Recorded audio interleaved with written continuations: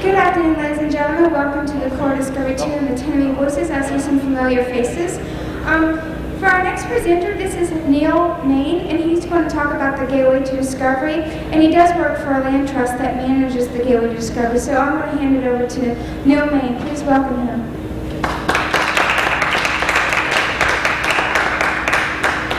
Well, thank you. It's a pleasure to be making a presentation, both representing the Gateway to Discovery and then the North Coast Land Conservancy is who I work for.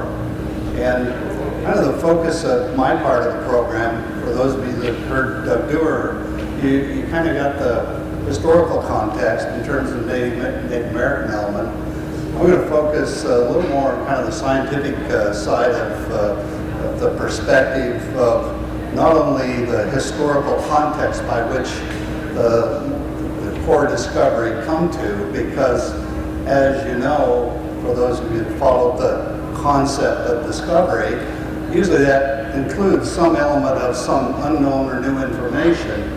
And if you make your group small enough, then everything is new information. That is, if you're just telling your friend next door, then you could well be the source of discovery for a certain piece of information for the person next door, although the information may have been known for decades or centuries.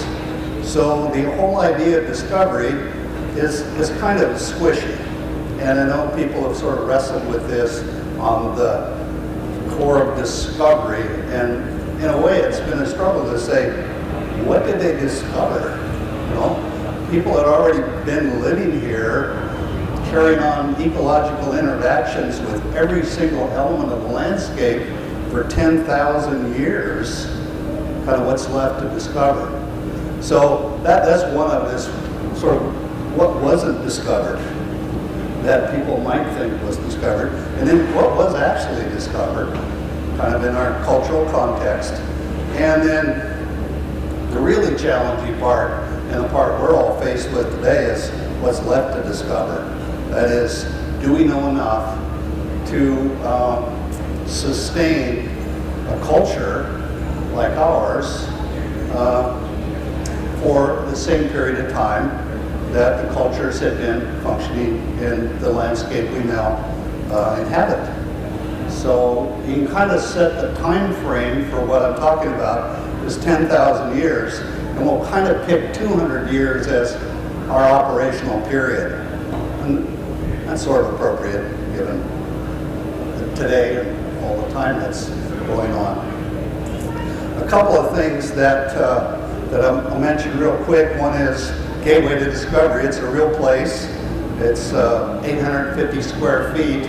It's on the south end of Seaside. For the local people, you know it as the Wabi-Sabi Gallery, but it's now the Natural History Center. And there we have initially started out to create a center where people would really just use that center as the gateway to discovery, that is, discovering the incredible place that we have here. we had to adjust a little bit because once we got going, we realized that it wasn't really so much the gateway to Ecola State Park and Saddle Mountain and Hug Point and Fort Stevens, but that just walking through the building to the deck that overlooks the estuary ended up being the gateway to a wildlife museum. I mean, so much going on every single day. And having been in science for 30 years, you'd think I would have known that.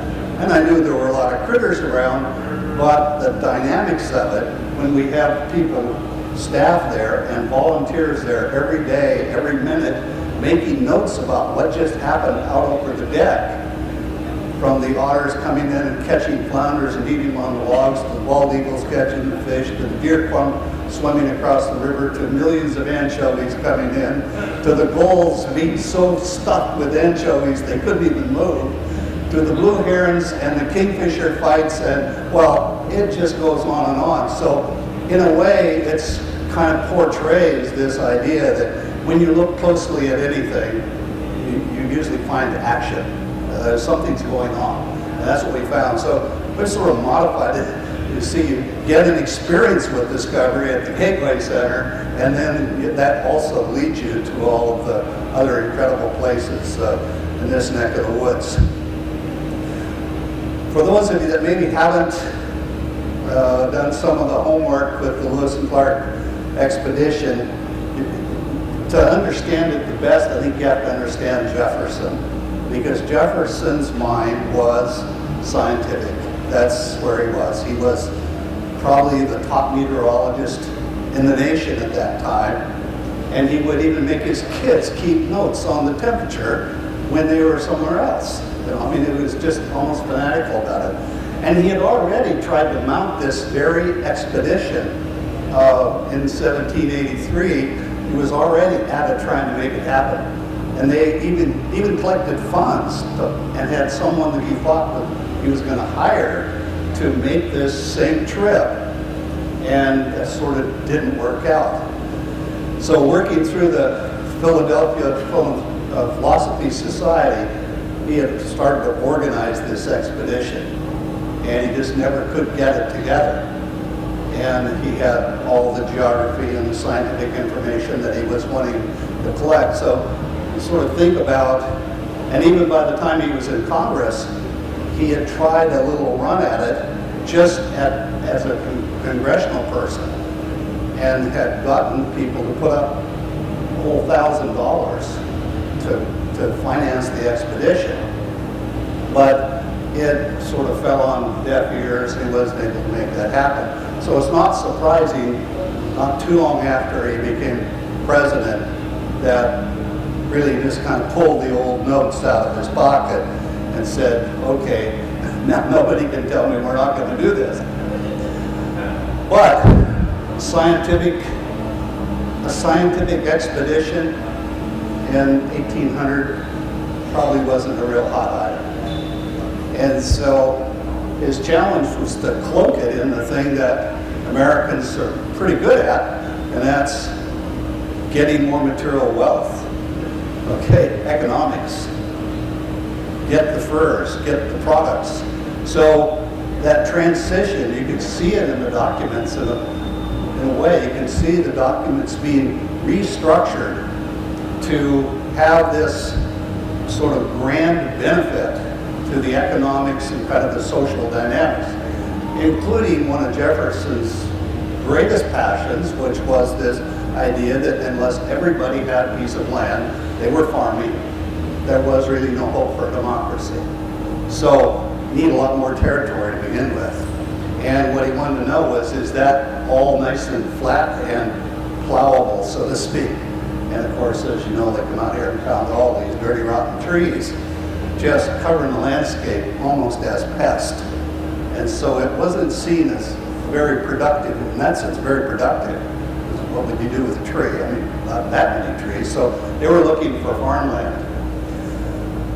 Well, when I say cloaking, I mean that literally. I mean, including very sophisticated ciphering messages that were written in code to Congress, and between Lewis and Jefferson and Congress, secret coded messages about this expedition.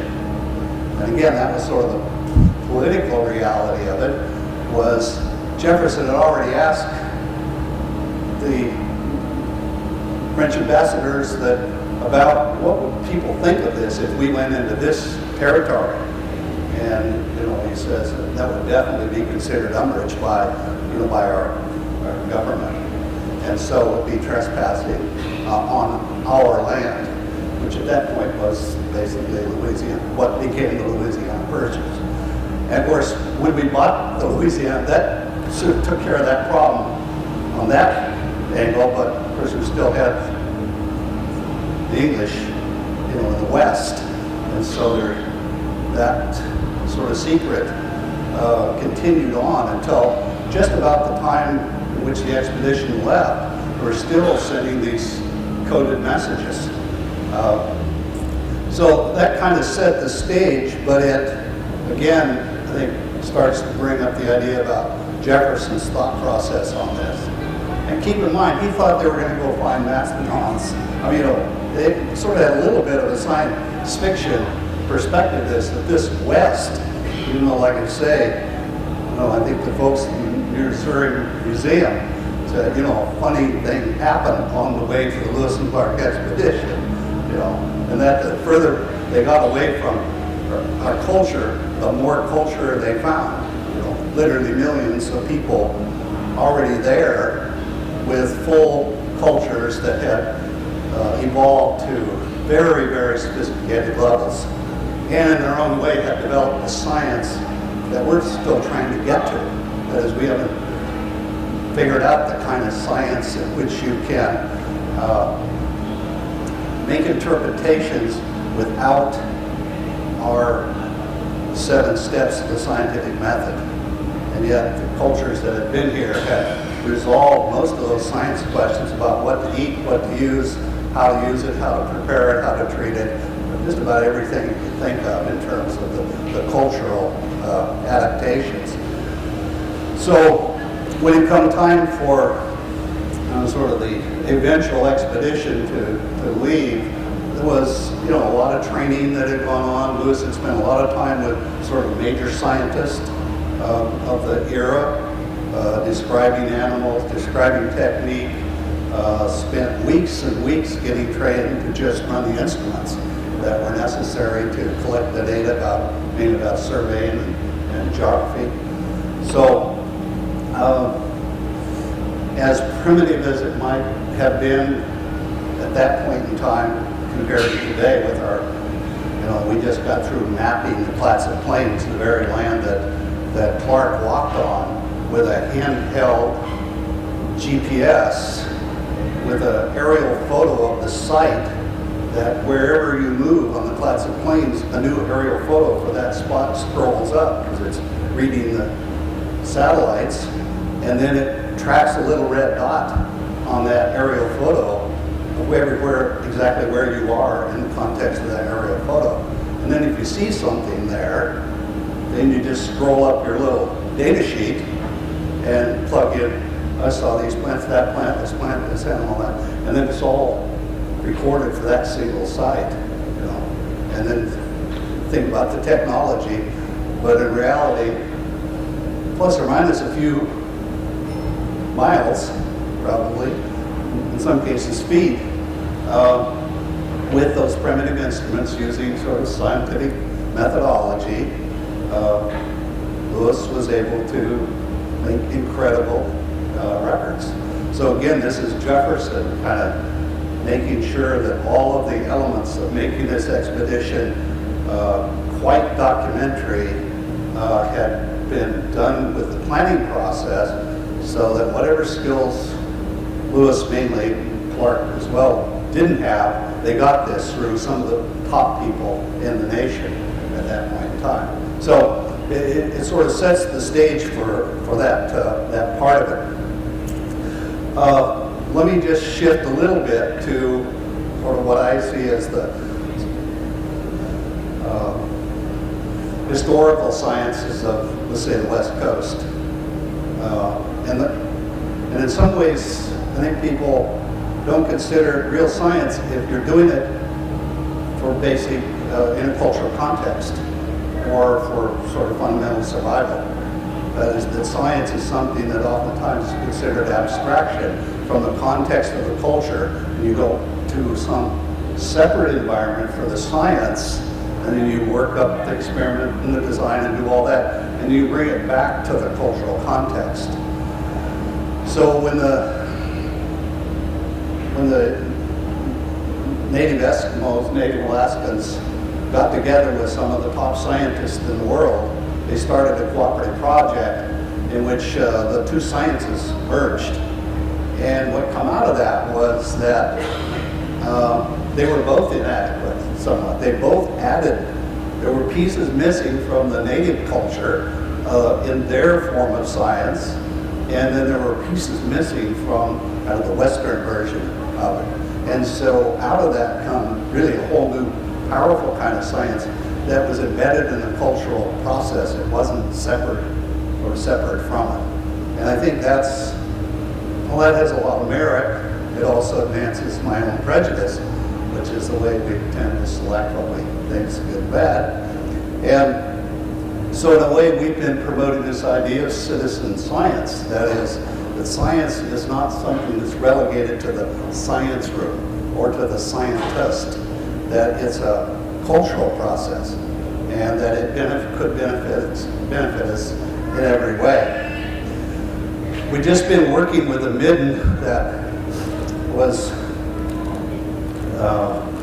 opened up from a little excavation that was going on for somebody's driveway, and in that midden was these shells, and we just sent these out just last week, really, to get some analysis. I've already been through them with the stereoscope, and there is nothing but clam shells in this entire layer. And also with that was the charcoal that was left after the clam bake. Okay? So if you can imagine razor clams, I mean, this sounds so good to me, baking razor clams, you know, on a dune, and leaving nothing but the shells. And that's about as good as it can get. But, you know, when you think about it, even with Lewis is bringing his science here, doesn't mention razor clams, okay, in the journals. So can't quite make that connection, but might have had some bad time of the year to be digging clams, but think about the weather now. People are digging clams just in the last few days here. So here's this sort of common ground of the razor clam. Not something that's found in the 3,000 to 4,000 year old middens in this area. Very few razor clams. But if you get to the 2,000 year radiocarbon material, you see razor clams. That's what this is all 2,000, somewhere between 2,000 and 2,300 years old. And razor clams are everywhere. Keep in mind, we didn't have any sand here until starting about 5,000 years ago. The ocean was right back against the head walls, all cobble ridges, almost no sand whatsoever. And then somewhere in that intermediate time between 4 and 2,000, we start seeing these dunes start to grow. And they grow again from back against the head wall and then start migrating to the west.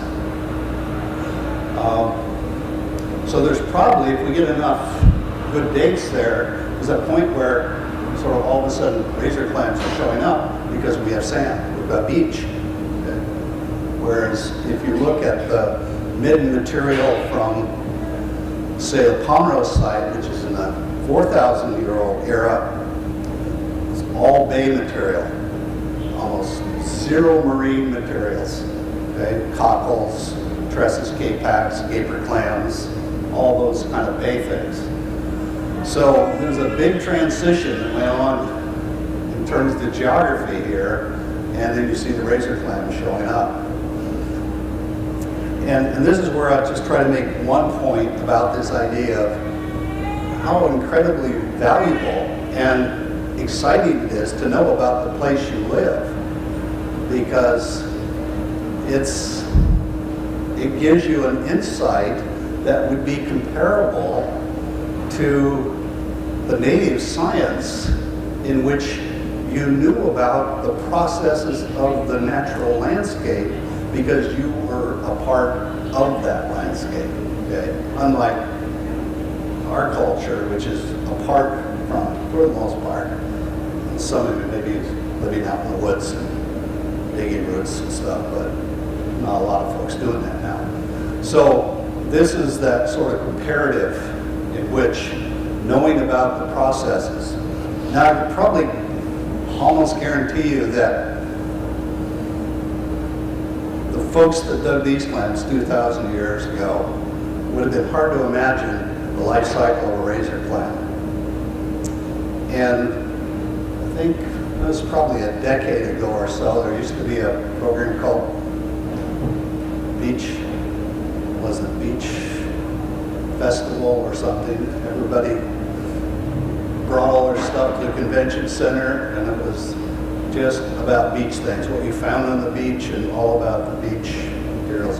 I remember I had my students setting up a little program there on razor clams, and they had microscopes to look at the clam larvae and all the different parts of the clam. They had the life cycle put up. Well, we spent the whole night arguing, mostly with commercial clam diggers, about our life cycle of these razor clams, because we had them releasing eggs and sperm cells into the water right on the shoreline, and then we had these razor clams going all the way out into the ocean, 15, 20 miles offshore. And they were like, no way, I've found little baby razor clams on the beach, and they don't do that. But of course they do, but it's hard to imagine that razor clams could successfully reproduce by sending little swimming protozoa-type critters all the way out into the ocean, spending 6 to 8 weeks out there, and then eventually starting to grow just the tiniest little piece of calcium carbonate on that little larvae, microscopic larvae, which then makes the larvae drop down to the bottom of the ocean.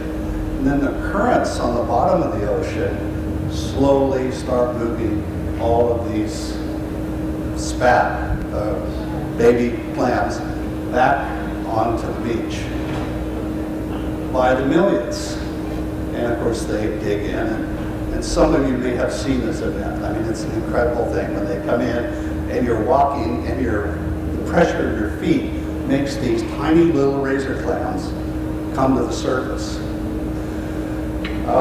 And we aren't the only one that has noticed that. If you happen to be there on those few evenings in the spring when that happens, then you'll see these gulls down there doing this dance, going like this.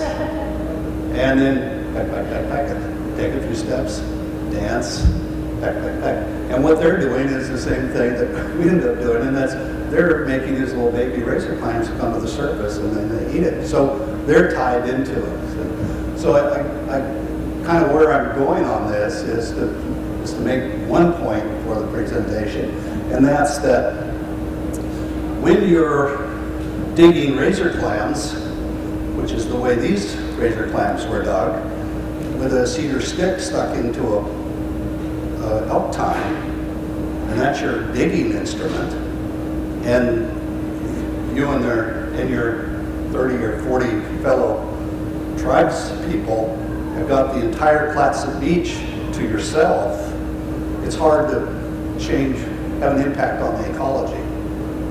Because one, the efficiency level is not real high. If you can imagine a stick about 3 feet long at the end of this, poking it in with the sand, prodding it around and trying to catch a razor clam, the productivity was low. And even if you could have caught 1 million, what would you do with them? You know, because you got the ones you needed for that point in time. So this kind of leads to the So the next step, even without knowing how it worked,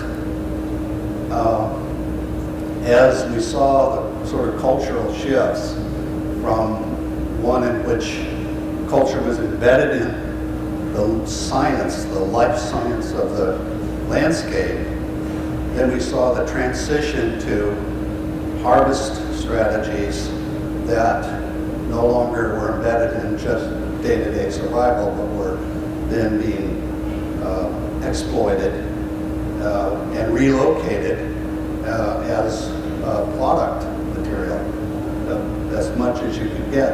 And you kind of see that sweep all the way through the culture, in which that big conversion, in which the technologies started to drive not better lifestyle, not better subsistence, but alternative products from the product that you were collecting, whether it was razor clams or fish or trees, whatever that might be. So you just see that huge cultural transition. So the razor clam is kind of my example of how it changes the way you sort of look at the landscape here in Clatsop County and say all the Oregon coast. And that as you see the phenomena that plays out, and in a way it seems, it's not surprising that commercial clam diggers were saying, those kids, they don't know what they're talking about, was because it's just kind of hard to imagine. And it turns out that just about everything that we look at closely ends up being, wow, how does that work? How does that all happen to even have any of these systems work? And even though the reverence was there for the salmon, you can imagine how difficult it would have been for cultures, these really very sophisticated cultures from 3,000 to 5,000 years ago, to imagine that a salmon was going to swim 3,000 or 4,000 miles to the Bering Sea, be gone for 3 years, and then come back and find that piece of water that it was reared in, and not find it by luck, but find it by science. That is, that piece of water has been tagged, coded by the unique combination of material in that particular watershed. 371 cedars, 4,221 hemlock, 851 sword ferns, and then stir well, and you get this product that is so unique that it can only be in one place, because no other landscape would have that particular set of materials. And all of that, of course, all the pine needles falling underwater, being processed by a whole series of invertebrate organisms, which then pass that through the body, which then add in, well, you can kind of see the picture. You have a chemical potion so unique that it's unique on the planet. So if you have an olfactory system like salmon do that can sort out individual molecules at the rate of about 1 out of 1,000,000, it can find that molecule, then it's not surprising that a salmon would swim out of the Neawanna River, swim out into the ocean, go to the Bering Sea, swing by the Asian coast, and come back up the California coast and swim into the mouth of the Nicanicum and start making choices. And so this is the first one it has to make. Big one, left or right, okay? I mean, you either go Neawanna or you go Nicanicum. So that's the first move. So the messages start getting read. First of all, you had to just find this place, okay, to begin with. And then you had to start reading these messages about which water has that set of material that was here when I was here last 4 years ago. And sniff, sniff, sniff, sniff, you know, trying to sort that out and making that hard left. And then, you know, was it Mill Creek? Did my parents live in Mill Creek? not quite right. It's 4 molecules off. So it goes on by. And what about Shangri-La Creek, and what about China Creek, and Coho Creek? That's bells are going off, match up. And so it takes a hard left up the hill by the elementary school, and it's headed back now to that unique place where those salmon would have their origin and got that unique code. I say unique on the planet. So sometimes we tell this story and people say, that is so amazing. I mean, how in the world can these salmon do that? You know? And not trying to detract from the absolute marvel of it all, I sort of remind people, you know, what's really amazing, at least to me, and that's all it can do. It could have not done anything else. Okay? So in a way, it sort of changes the conversation in that there's a certain amount of sort of destiny to this process. That is, it isn't really left a little left and maybe it'll work out, be nice, and you know, it's quite precise. And so if you look at some of the things that creatures do, and it's kind of surprising that, you know, you think about January, and Clark is mentioning wading in 3 feet of water across, and I got right across the first time, and then waded across this grand river. And in those 4 days, at least that Clark was here, you know, going through all this salmon territory, kind of no mention of salmon. No mention of tides, which would have been, in January, would have been like the biggest deal of all. Like, as you know, you go to the cove and the waves are going over, throwing rocks into the parking lot, you know, very high water. So it's no small item that, and 3 feet of water across the mouth of the river. So, kind of, I know it was bad weather, but it wasn't bad weather that day, or you wouldn't be wading across the mouth of Mechanical, I can tell you. There wouldn't be a low tide to go across there, and yet they waded across that. But kind of no mention of the salmon. But when we look at the salmon today in the Indigenous system, native salmon in January, December and January, you know, we sort of consider that we're looking at the same fish that were running through those waters 200 years ago, the same fish that were running through those waters 10,000 years ago. These are all the progeny of those individual populations. And the irony of it is that there's a population of about 500 coho that sort out that Neawana system every year and spawn in all those little streams. There's 8 streams in the city of Seaside's boundary, and 7 of them have spawning coho. In some cases, as many as 100 fish, sort of still there today. And yet, you go to the Neawana system and you look at it, it looks kind of, well, might be a little smelly, looks kind of muddy, looks kind of dirty. And so in some cases, when on our sort of sarcastic days, we say, well, it looks so bad that no one tried to fix it, so it's still working. So that's kind of the conclusion we got out of that one. Well, the other thing that I'll mention, I've covered the razor clams.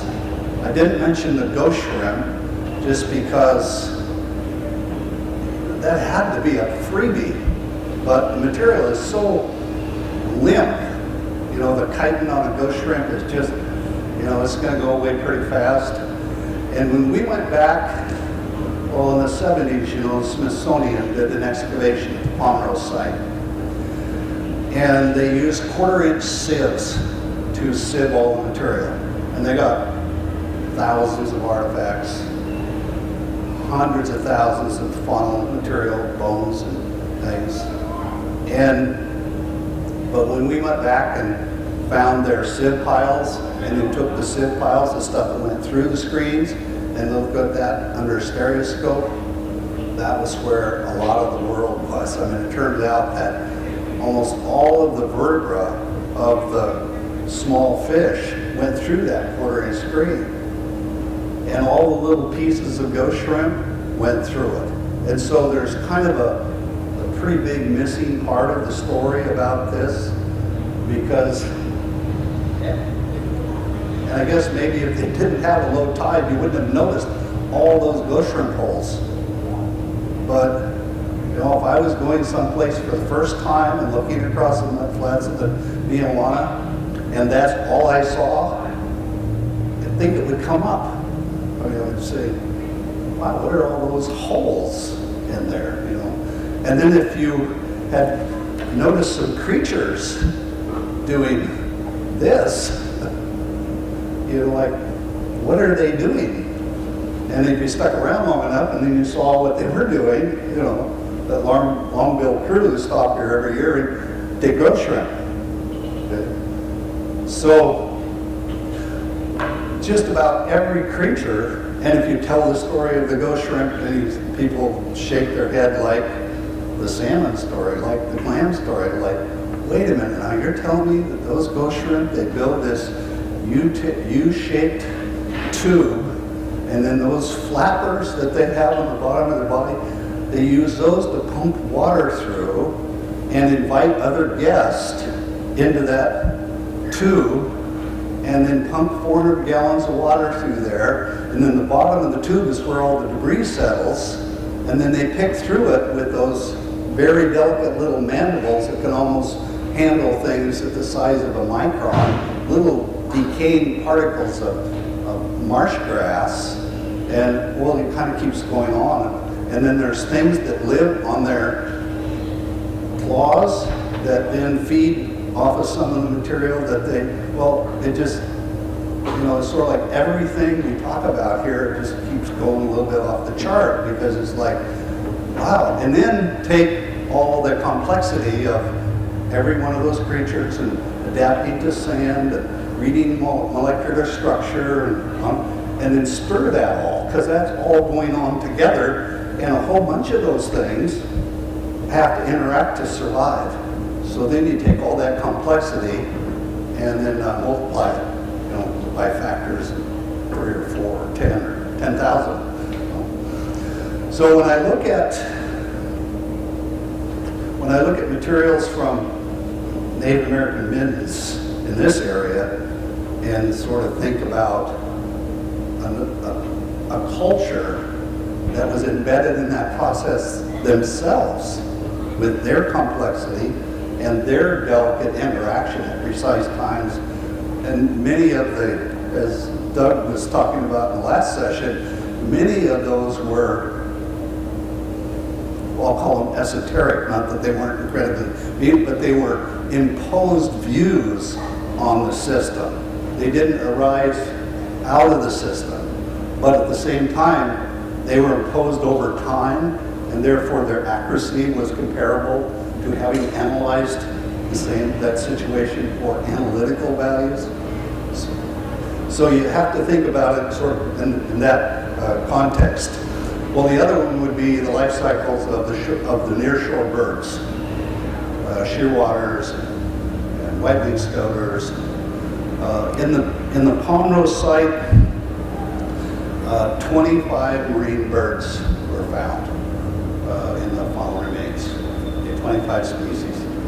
And of that, about 10 of them, you could find them as drift once in a while, but if you're going to get them in any numbers, you'd have to get in a boat and go offshore a fair amount to start catching up to albatross and sooty shearwaters and things like that. So that's another part of this sort of grand story, is the kind of science that would be embedded in your culture deep enough that you could repeat it over time to go offshore and collect up marine birds where they're rafting, they're in big numbers, millions, even now, city shearwaters, you can see 300,000, standing at the cove, looking offshore in binoculars.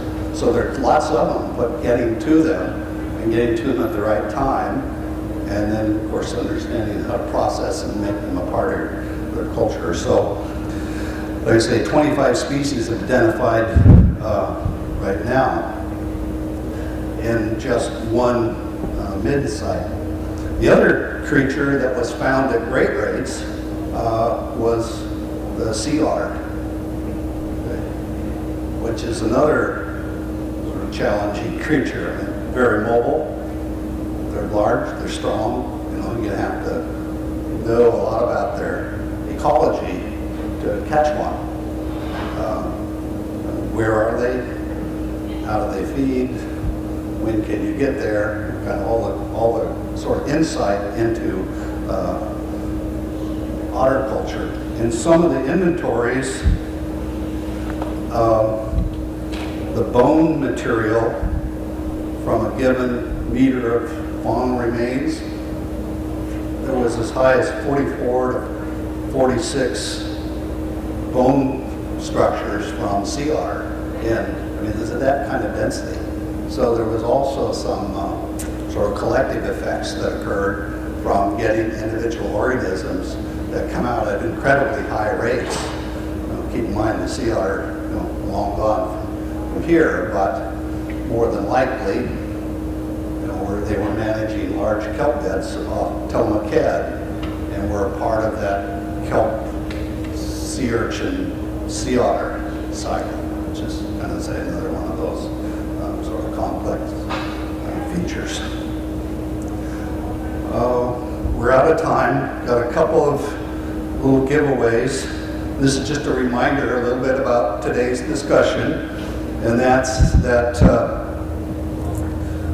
my goal here is to kind of help you change the way you look at a tree. And when you see the limbs on a tree, it's easy to think the limbs are on the outside of the tree. But when you sort of see this picture, it's a stump in which everything inside the stump rotted away except the limbs. Okay? And even though it looks like a torture chamber, it's really the inside of a tree and what the limb looks like from the tree's perspective. Okay? So grab one of these if you're interested. It's got a nice little reminder for you, which is kind of my parting comment. And it's a challenge for all of us as we sort of head into this next decade about thinking about our place and how to live sustainably in it. So thus the task is not so much to see what no one yet has seen, but to think what nobody yet has thought about that which everyone has seen. Thank you.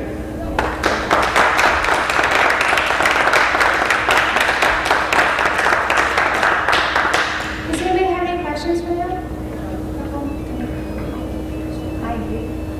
It's just that I wondered what the word, is it midden, M-I-D-D-E-N? I'm not sure. Yes, And how would you define that? A layer of earth? I'm not sure I would. Okay, it's kind of the cultural living site. It may have been a short-term campsite or it may have been a long-term living site in which lacking garbage service, it just kind of went out the back door of the longhouse and all the organic material, and it piled up and it decayed and sank down, and some turned to soil, and so it became the history of that cultural's, for the most part, food gathering.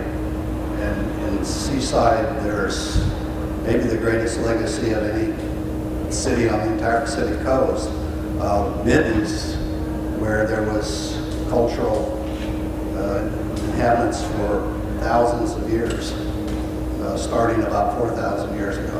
And those are maybe 10 feet deep. And then every inch of it is some piece of history going back thousands of years. And so there were lots of salmon this year, lots of salmon burgera, not too many the next year. So you can sort of restructure the history of the culture by going through that midden. Pardon? Would that be an archaeological term? It is, yeah. It's